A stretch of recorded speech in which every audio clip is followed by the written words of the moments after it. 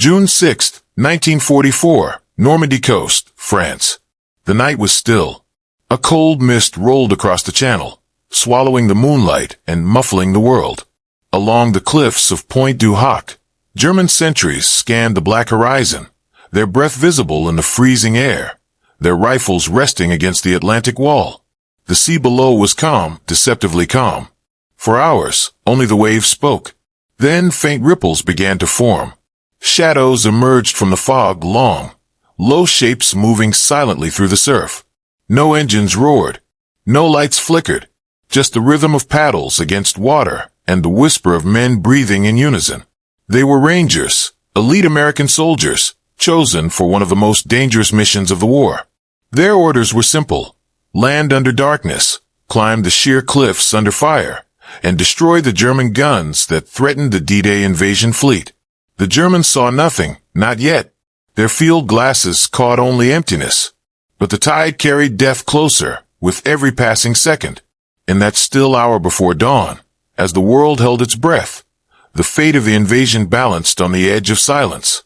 By the spring of 1944, Europe had been at war for nearly 5 years.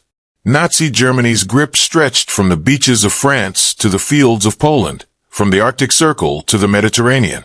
But beneath the iron surface of Hitler's empire, the tide of war was beginning to shift. In the east, the Red Army was advancing. In Italy, Allied forces were pushing northward. Yet, to truly end the war, one thing had to happen: a successful landing in Western Europe. That operation would be called Overlord, the largest amphibious invasion in history. Its success depended on surprise. The Germans had fortified the western coast of France with an enormous defense system known as the Atlantic Wall, a 2,400-mile line of bunkers, minefields, anti-tank traps, and machine gun nests. Hitler had poured millions of tons of concrete and steel into the project, convinced that any Allied invasion would be crushed before it reached the shore. To breach that wall, the Allies needed more than courage. They needed silence, precision, and deception. Months before D-Day, the British and Americans began a vast campaign of misinformation known as Operation Fortitude. Through fake radio traffic, double agents, and inflatable tanks, they convinced German intelligence that the invasion would strike Pas-de-Calais, not Normandy. Every false message, every planted rumor, was a thread in the web that would blind the German high command. Meanwhile, across the English Channel, the Allied war machine came alive. More than 156,000 troops were assembled for the assault. British, Canadian, and American soldiers, waiting for the signal to cross the sea. Among them were the U.S. Army Rangers, a specialized unit trained for one purpose: to strike where others could not. Formed in 1942, these men were handpicked for their endurance, intelligence, and willpower. They were the embodiment of the American motto: Rangers lead the way. Their target was Pointe du Hoc, a narrow cliff between Omaha and Utah beaches. At its summit, German forces had mounted 6 155mm guns, capable of firing shells up to 15 miles, enough to devastate the Allied landing zones. Destroying those guns was vital. If they remained operational, thousands of soldiers could die before even reaching the sand. The plan was daring to the point of madness. The Rangers would approach in small landing craft, scale the 100-foot cliffs using ropes, ladders, and grappling hooks, all while under fire. Intelligence suggested the German positions were heavily defended by bunkers and machine guns. But what made the mission even more perilous was the timing. The attack had to occur before dawn, in near total silence, to maintain the element of surprise. For weeks, the Rangers rehearsed on the British coast, climbing chalk cliffs under live fire. They memorized every movement, every pull of the rope, every grenade throw, every command shouted above the roar of the sea. By June, they were ready, or as ready as men could be for what awaited them. In Germany's view, however, an Allied landing seemed distant and uncertain. Adolf Hitler's generals believed the weather in early June made an invasion impossible. Storms battered the channel. High winds and rough tides forced the Allies to delay. But that same weather, cold, miserable, and unpredictable, would become their greatest ally. German commanders relaxed, confident that no army would cross the sea in such conditions. As midnight passed on June 6th, thousands of ships began to move. The invasion was underway. Yet far from the main beaches, a smaller group of men, barely 225 in number, prepared for their own impossible task. Their success would determine whether the great D-Day Armada lived or died. In the darkness off the French coast, the Rangers waited, silent and steady, as their landing craft cut through the waves. Their target was just ahead, invisible in the fog, but deadly all the same. The German defenses along the Normandy coast were formidable, but they were also flawed. Rommel, the famed desert fox, had been appointed by Hitler to oversee the Atlantic Wall. He knew the Allies would eventually strike, and he had one conviction. The key to stopping them was to meet the invasion on the beaches themselves, not further inland. Concrete bunkers, barbed wire, and obstacles littered the sand. Mines, anti-tank ditches, and wooden stakes were placed at every possible landing point. Every bluff, every cliff, every small rise was fortified with overlapping fields of fire. Yet, despite the preparations, German forces were stretched thin. Divisions stationed in Normandy were often understrength, and intelligence about Allied movements was deliberately muddled by Allied deception operations. Operation Fortitude had done its work. German commanders anticipated an attack at Calais, the shortest crossing from England. Normandy was considered secondary, a diversionary strike that would meet token resistance at most. Hitler himself was convinced that any invasion there would be easily repelled, and he famously left command in the hands of officers who often hesitated to act without his approval. The men defending Pointe du Hoc were experienced, disciplined, and well-armed, yet unaware of the storm approaching. A handful of observation posts dotted the cliffs, their binoculars scanning the channel for signs of activity. Soldiers joked to mask their unease, smoked cigarettes in the chill, and readied their machine guns and artillery. Confidence lingered, but uncertainty shadowed every heart, a feeling that would soon be replaced by disbelief. Meanwhile, Allied planners had calculated every detail with meticulous care. They knew tides, moon phases, and weather patterns better than their own soldiers. Their intelligence indicated the German guns had been moved from the cliffs in some cases, hidden in casemates or under camouflage nets. Reconnaissance teams had photographed the area from the air, noting bunkers, barbed wire patterns, and potential landing spots. Each ranger memorized these maps. Every contour of the cliffs burned into memory. Mistakes could be fatal: a missed foothold, a single broken ladder, or one misfired grenade could cost dozens of lives. Yet, for all the planning, nothing could fully prepare men for the moment of contact. The fog, the cold, the roar of unseen artillery in the distance all added layers of uncertainty. At that hour before dawn, the Allies and Germans existed in parallel worlds, separated by a few miles of dark, churning water. One side aware, the other blind. One poised to strike, the other confident in its invulnerability. Even the weather played its role. The Channel's cold waters were merciless. Landing craft tossed in the waves. Climbing ropes were slick with seawater. Every step toward the cliffs was a battle against nature as much as against the enemy. And yet, the Rangers moved forward, knowing their mission carried the weight of thousands of lives waiting on the beaches below. By the first light, the invisible line between calm and chaos would disappear. The Germans, lulled by confidence and fog, would be confronted with the unimaginable. A group of lightly armed men scaling cliffs in silence, undetected until the moment of attack. The precision, courage, and audacity of that assault would not just shock those who faced it, but rewrite the story of the invasion itself. At that moment, Normandy was a stage set for history, one that balanced on the edge of disbelief, courage, and the deadly certainty of war. And soon, the first shadows would rise from the surf, carrying the Rangers toward their destiny. Human angle. The human element of the Pointe du Hoc assault cannot be overstated. These Rangers were not just soldiers. They were young men trained to perform the impossible. Handpicked for stamina, intelligence, and nerves of steel, they understood the gravity of their mission. Many were barely out of their teens, yet they carried with them the weight of an entire invasion. Sleep-deprived, soaked from hours in cold landing craft, they waited in near silence, their eyes fixed on the cliffs rising like stone sentinels above the gray waters. Fear was present, but it was controlled. The men had been drilled in every conceivable scenario: mortar fire, machine guns, falling comrades. Some carried photographs of loved ones tucked inside their helmets, letters from mothers or wives, reminders of a world beyond war. Their courage was not the absence of fear, but the mastery of it. When the ramp dropped and the first footsteps hit the surf, those fears became distant echoes. Every handhold, every rope pulled, every grenade thrown was a defiance of death itself. On the German side, the human reaction was starkly different. Soldiers stationed at Pointe du Hoc had spent months under Rommel's orders, confident in the impregnability of their position. Their patrols were routine, their confidence absolute. When, for the first time, shadows appeared in the fog, moving steadily, silently, disbelief coursed through them. The idea that an enemy could approach unseen, climb cliffs they deemed unscalable, seemed impossible. Many would later recount that initial moment as one of cognitive shock. The mind struggles to accept reality when it defies all prior expectation. Tactical angle.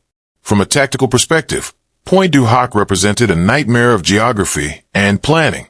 The cliffs themselves were sheer, rising nearly 100 feet above the beach, their faces jagged and slippery. The Germans had positioned their artillery to command the approaches to Omaha and Utah beaches. Removing these guns was crucial for the success of the entire invasion. The Rangers' plan was a combination of stealth, timing, and ingenuity.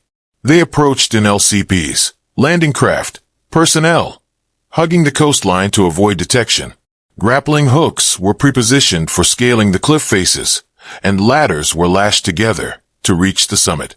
Artillery barges were timed to coincide with landings elsewhere, masking their approach. Every detail had been considered, yet nature remained unpredictable. Waves could crush the boats, fog could obscure vision, ropes could slip. The operation demanded flawless execution under impossible conditions. German defensive tactics were designed for frontal assaults, fields of fire converging on the beaches below, barbed wire, and land mines. The assumption was that any attackers would be forced to climb under heavy fire, an assumption the Rangers turned against them by arriving silently in the pre-dawn fog. The tactical brilliance lay in exploiting German assumptions, combining audacity with intelligence. Technological angle. Technology played a silent but decisive role in the Rangers' success. The landing craft, though slow and vulnerable, allowed troops to traverse the channel in relative secrecy. Each LCP was reinforced for shallow beach landings, capable of carrying dozens of men and their equipment. Grappling hooks, ropes, and specially designed scaling ladders turned the cliffs from an impassable barrier into a climbable objective. Even small details, waterproofed explosives, synchronized watches, and preloaded ammunition contributed to the precision of the operation. The Germans, by contrast, relied on established fortifications and heavy artillery. Their 155mm guns, once operational, could devastate Allied landing zones. Bunkers were reinforced with steel and concrete, equipped with machine guns and observation posts. Camouflage nets hid the guns from aerial reconnaissance, while anti-landing obstacles littered the beach. Technology favored defense, but in this case, ingenuity and human skill tilted the balance. The Rangers' mastery of simple but effective climbing and assault equipment turned the tide against what appeared to be superior firepower. Strategic angle. Strategically, the assault on Pointe du Hoc was more than a mission. It was a linchpin of Operation Overlord. If the German artillery survived intact, Allied forces landing at Omaha and Utah beaches would face devastating fire. By neutralizing these guns, the Rangers ensured a corridor for the invasion to succeed. Their actions were not isolated. They were integrated into a vast, multinational plan involving thousands of ships, aircraft, and soldiers. Every movement had to be coordinated with precision across time zones and miles of sea. The Rangers' success also demonstrated the value of surprise in modern warfare. German forces were caught off guard, their assumptions shattered. Intelligence and deception, combined with precise execution, turned a small force into a decisive one. A handful of men altered the outcome of an entire campaign, a testament to the strategic power of specialized units in the broader theater of war. Leadership angle. Leadership was another critical factor.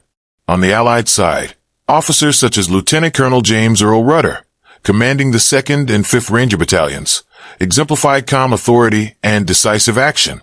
Rudder personally oversaw preparations, instilled discipline, and motivated his men to confront the nearly suicidal task ahead. His leadership ensured that chaos did not fracture the operation, that each soldier understood his role, even when under fire. On the German side, leadership, or its absence, played a significant role. Rommel was away from the front, inspecting defenses elsewhere, leaving his subordinates to make critical decisions. Many hesitated, expecting orders from higher command, which delayed counterattacks. The contrast in leadership styles, decisive, hands-on command versus rigid hierarchical caution, directly affected the outcome at Pointe du Hoc. Enemy/psychological angle. The psychological aspect of the assault was profound for both sides. For the Rangers, every step up the cliff was a confrontation with fear itself. The knowledge that one misstep could mean death forced extreme focus, forging a mental discipline beyond ordinary experience. For the German soldiers, the sudden appearance of enemy troops in supposedly inaccessible positions was devastating. Reports from survivors describe a mixture of disbelief, panic, and helplessness. Soldiers trained to hold a fortress found themselves powerless, their confidence shattered in moments. This psychological shock was compounded by the wider context. The Allies had landed on multiple beaches simultaneously. German units were confused, unable to coordinate effectively. The rapid destruction of strategic artillery created a sense of inevitability, that the invasion could not be stopped. In that brief window, human emotion intersected with military action, shaping events in ways that neither strategy nor technology alone could achieve. The successful integration of human courage, tactical innovation, technology, leadership, and psychological impact created a multidimensional victory at Pointe du Hoc. The stage was set for the next phase of D-Day, but the battle was far from over. The first light of June 6, 1944, crept over the Normandy horizon, painting the mist in shades of gray and gold. The Channel waves lapped against the landing craft carrying the U.S. Army Rangers, each man gripping his rifle, heart pounding in rhythm with the boat's engine. Silence reigned in the pre-dawn air, broken only by the occasional creak of metal and the distant crash of waves against rocks. At 6 o'clock, the ramp of the LCPs dropped. Men plunged into the cold water, the tide pulling at their legs, the rocks hidden beneath the surf, threatening to crush them. Each step forward was a battle against both gravity and the ocean. Yet the cliff remained their destination, a sheer wall of gray stone rising more than 100 feet. The Rangers approached with calculated precision, knowing that thousands of lives on the beaches below depended on their success. From the cliffs above, German soldiers remained unaware. Their observation posts scanned the fog, but caught only empty water. Then shadows emerged, faint, moving silhouettes climbing ropes, leaping onto ladders. It was the impossible. Lieutenant Colonel James Earl Rudder led from the front, his voice calm, but commanding as he coordinated the scaling. Men swung grappling hooks over the cliff edges, secured them, and began the ascent. Explosions from distant naval bombardments masked some of the climbing sounds, but many bullets still struck the rock, sending shards flying. Every moment was life or death. A slip could mean instant death. A missed shot could allow German artillery to survive. As the first Rangers reached the summit, they encountered the bunkers. The German gunners, previously confident, were now engaged in chaos. Machine guns erupted, and grenades were lobbed into defensive positions. Yet the Rangers pressed forward, moving methodically to neutralize each gun emplacement. Small teams worked in unison, clearing bunkers, setting explosives, and silencing artillery that had threatened the beaches for months. The fight was brutal but focused. Each man knew his role. The plan rehearsed countless times along the cliffs of England now enacted in the chaos of real combat. Casualties mounted.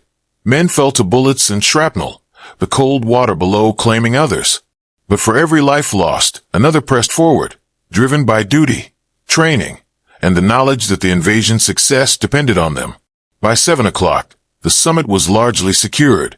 The Rangers had neutralized most of the artillery, but intelligence revealed that some guns had been moved to hidden casemates or bunkers.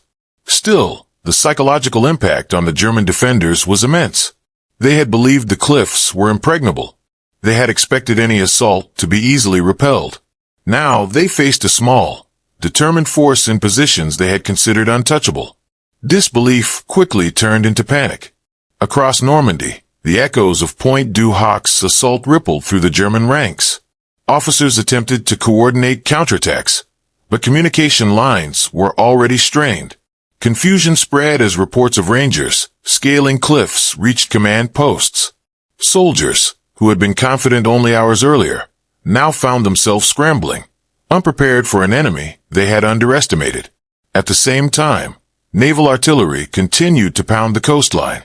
The explosion shook the cliffs, dislodging rocks and debris onto both sides. Smoke from burning bunkers mixed with the morning fog, creating a surreal haze that obscured vision and intensified the tension. Every second mattered. Every decision could tip the balance between survival and catastrophe. By 8 o'clock, the cliffs were firmly in Allied hands. The remaining German defenders were either dead, captured, or retreating to secondary positions. The Rangers had achieved what many considered impossible. They had scaled the cliffs, destroyed key artillery, and emerged as a strategic vanguard of the largest invasion in history. Yet this was only the beginning. While the cliffs had fallen, the beaches below awaited thousands of troops facing entrenched defenses, machine guns, and mines. The courage and precision displayed at Pointe du Hoc would become a symbol of hope and audacity, but the full cost of Dday had yet to be realized. The morning sun rose higher, illuminating the cliffs and the carnage below. For a brief moment, silence returned, not the calm before battle, but the stunned stillness of disbelief. The Germans who survived stared at the cliffs in shock. American flags were raised among the rubble, signaling victory, but the battle for Normandy had only just begun. As the sun climbed over Normandy, the wider battlefield erupted into chaos. Pointe du Hoc was no longer just a cliff. It had become a symbol of audacity, a point of shock that reverberated through German ranks. Reports of Rangers scaling the cliffs, undetected, reached officers stationed along Omaha and Utah beaches, triggering confusion and disbelief. Orders were delayed, reinforcements hesitated, and the German defensive structure began to fray under the pressure. At Omaha Beach, waves crashed against the sand while soldiers struggled through barbed wire and minefields. Naval gunfire pounded German bunkers, yet the artillery that had once threatened the landings had been neutralized at Pointe du Hoc. For the first time, Allied troops sensed that the impossible might be within reach. The Rangers' success had not only removed a physical threat, but had also undermined the psychological confidence of the defenders. Meanwhile, German commanders attempted to respond. Small units were dispatched to counterattack Pointe du Hoc, but they encountered stiff resistance. The Rangers, though exhausted and diminished in number, held every strategic point with dogged determination. Mortars and machine guns were employed in desperate attempts to dislodge them, yet each advance was met with coordinated defensive fire. Communication breakdowns slowed reinforcements, and hesitation among officers, some awaiting direct orders from higher command, gave the Allies precious minutes to consolidate their positions. Back at the cliffs, the surviving German artillery crews were captured or scattered. Some had attempted to fire their weapons, but found them sabotaged or destroyed. Others tried to regroup in secondary positions, only to face concentrated rifle and grenade fire. The sheer speed and audacity of the Rangers' assault had created a psychological shockwave. Soldiers trained for defense were now disoriented, and many surrendered without a fight. Accounts from German survivors describe a mix of fear, disbelief, and anger at having been outmaneuvered in terrain they believed invulnerable. Across the Channel, the invasion fleet pushed forward. The Allied landing at Normandy relied on timing and coordination. The success at Pointe du Hoc allowed a critical window of opportunity. Bombardments softened beach defenses, while paratroopers dropped inland to disrupt German communications. Every element of the larger operation depended on momentum, and the Rangers had delivered it. By neutralizing the guns that could have decimated the landing zones, they had given thousands of soldiers a fighting chance to secure the beaches. In the sky, Allied bombers continued to release payloads with deadly precision. Smoke and fire obscured parts of the coastline, amplifying the chaos for the German defenders. Soldiers attempting to regroup were caught in crossfires or forced into trenches, their confidence shattered. Many would later recall the surreal horror of seeing men emerge from cliffs where no one should have been able to climb, flags rising over destroyed bunkers, and the unmistakable sight of American troops holding positions thought impregnable. The timing of the operation was critical. By 9 o'clock, Pointe du Hoc was secured. The Rangers had not only achieved their objective, but had also created a ripple effect across the battlefield. German units along nearby sectors hesitated, unsure if they faced a larger assault in areas considered secure. The psychological disorientation caused by the seemingly impossible attack delayed counteroffensives and weakened defensive cohesion. Despite the immediate success, losses were heavy. Nearly 90 Rangers were killed or wounded in the assault, a stark reminder that courage alone did not guarantee survival. Every fallen comrade weighed on those who continued to hold the cliffs, yet their perseverance was pivotal. The guns were silenced, the cliffs secured, and a critical piece of Hitler's defensive network was neutralized, opening a path for the thousands of troops landing on Omaha and Utah beaches below. By late morning, the magnitude of the assault became clear.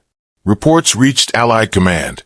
A small, determined force had struck where no one expected, climbed cliffs under fire, destroyed strategic artillery, and held the position against counterattacks.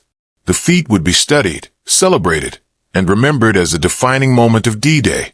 At Pointe du Hoc, the survivors paused to take stock.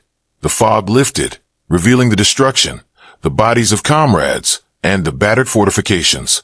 The cliffs, once thought impenetrable, now bore the scars of determination and precision. Across Normandy, the first wave of Allied troops pushed inland, supported by the momentum created by these 225 men. The impossible had been accomplished, and the full sweep of the invasion was set into motion. The morning haze over the cliffs gave way to sunlight, illuminating both the devastation and the triumph. Pointe du Hoc had fallen, not by overwhelming force, but by courage, planning, and audacity. The German soldiers who survived would carry the memory of disbelief, the knowledge that the unexpected could overturn even the strongest fortifications. The battle for Normandy had turned a corner, and the cost of misjudging the enemy had become tragically clear. The cliffs of Pointe du Hoc, once a symbol of German strength, now bore the marks of relentless courage and devastating combat. By midday on June 6th, the immediate objectives of the Rangers were achieved. The artillery pieces that could have threatened Omaha and Utah beaches were neutralized, and the cliffs were in Allied hands. The cost, however, was severe. Nearly 90 of the 225 Rangers assigned to the assault were killed or wounded, a staggering casualty rate that reflected the ferocity of the attack and the perilous nature of their mission. The surviving Rangers held the position against sporadic German counterattacks for the next 48 hours. Limited reinforcements and resupply lines tested their endurance, yet their discipline and training allowed them to maintain control. Small groups of German soldiers attempted to retake the cliffs, often facing the full force of Allied small arms fire, mortars, and improvised defensive positions. Each engagement reinforced the strategic value of Pointe du Hoc. The guns were silenced, the cliff remained under Allied control, and the morale boost for American forces landing on the beaches below was immense. German forces, meanwhile, were left in a state of shock. Soldiers who had initially been confident in the strength of their fortifications were forced into a reactive posture, scrambling to coordinate defense with insufficient communication and delayed orders from command. The destruction of artillery, combined with the psychological impact of an enemy force reaching positions thought unreachable, created confusion that echoed across Normandy. Reports from German survivors described disbelief bordering on panic. The notion that a small group of men could achieve such results seemed impossible, undermining confidence and cohesion. Beyond the immediate tactical outcomes, the assault had broader strategic significance.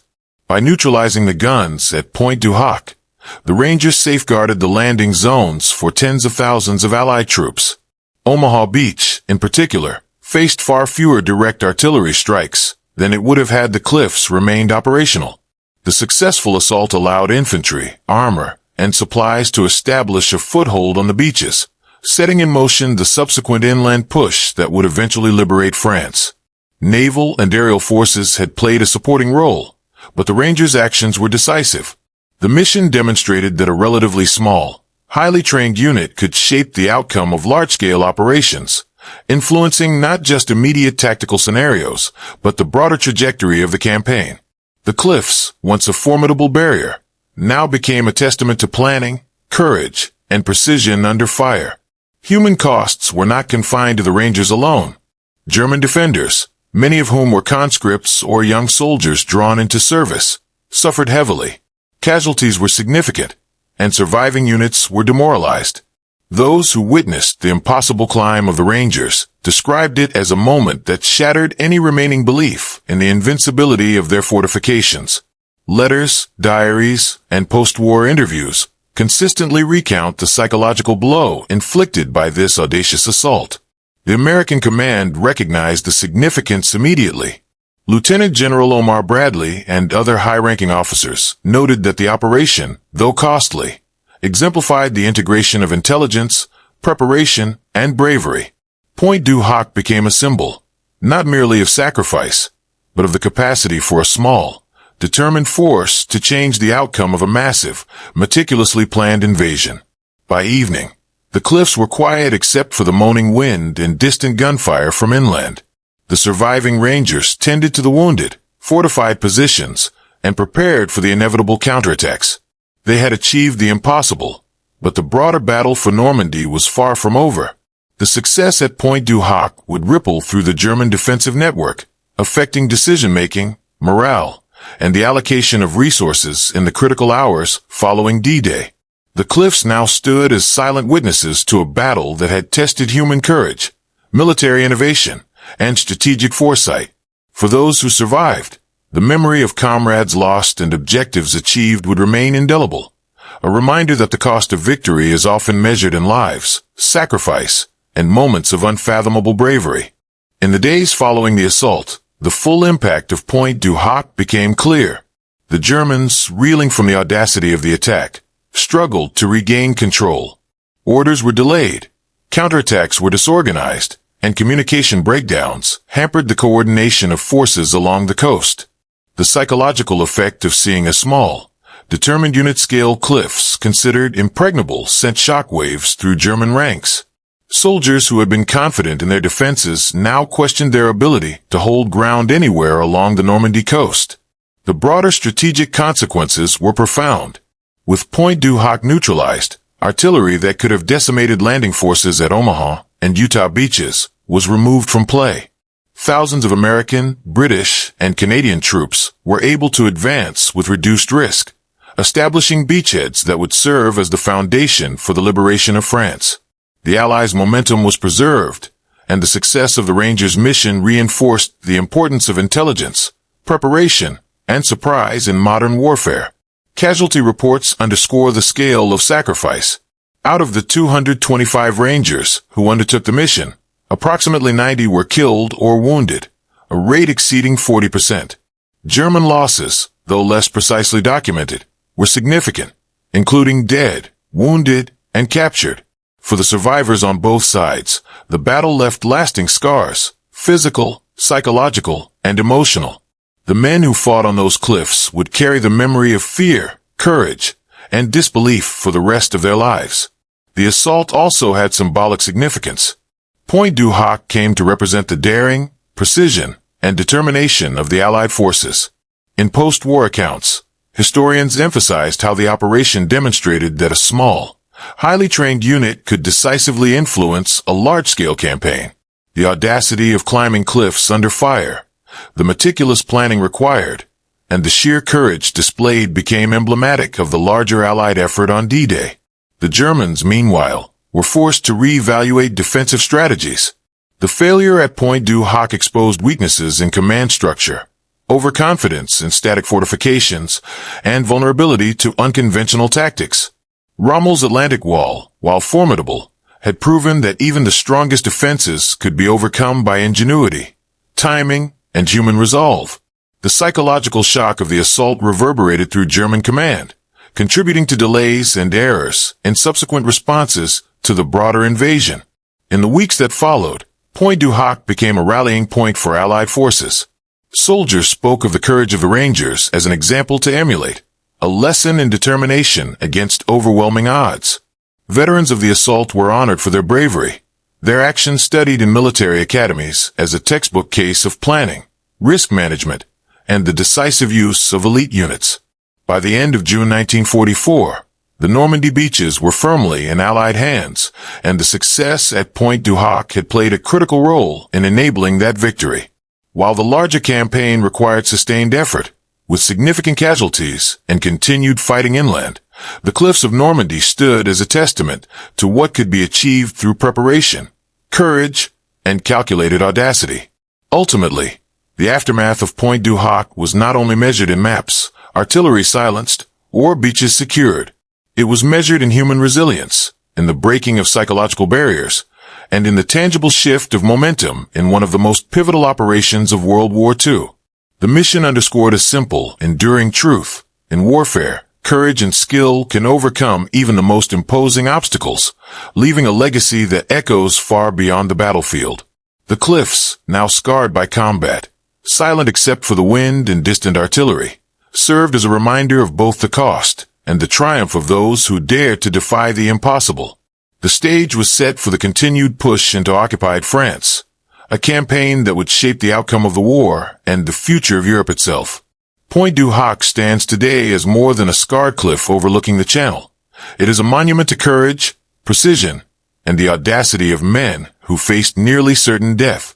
In the early hours of June 6, 1944, a handful of Rangers climbed sheer cliffs under relentless fire, neutralized artillery that threatened thousands, and held their ground against desperate counterattacks. Their actions were not just a tactical success. They were a demonstration of human resolve under conditions most would consider impossible. The assault reveals the intricate interplay of planning, intelligence, and courage. Every element, from the deception campaigns in England to the careful mapping of cliffs and gun positions, combined with human bravery to create a moment where history could be altered. It also underscores the role of psychological warfare. German soldiers, confident in the invincibility of their fortifications, were thrown into disbelief and panic. A single, well-executed operation shattered assumptions, disrupted command, and opened pathways for thousands of Allied troops to advance inland. Yet the story of Pointe du Hoc is also a story of sacrifice. Nearly half of the Rangers involved were killed or wounded. Each man who climbed those cliffs carried the weight of responsibility, the fear of falling, and the memory of comrades lost. Their courage came at the highest cost, a reminder that victory is often inseparable from human suffering. In a broader sense, Pointe du Hoc exemplifies the lessons of warfare that extend beyond maps and strategy, that ingenuity, training, and unwavering resolve can overcome even the most formidable obstacles. It is a testament to the human capacity for bravery and adaptation in moments of extreme peril.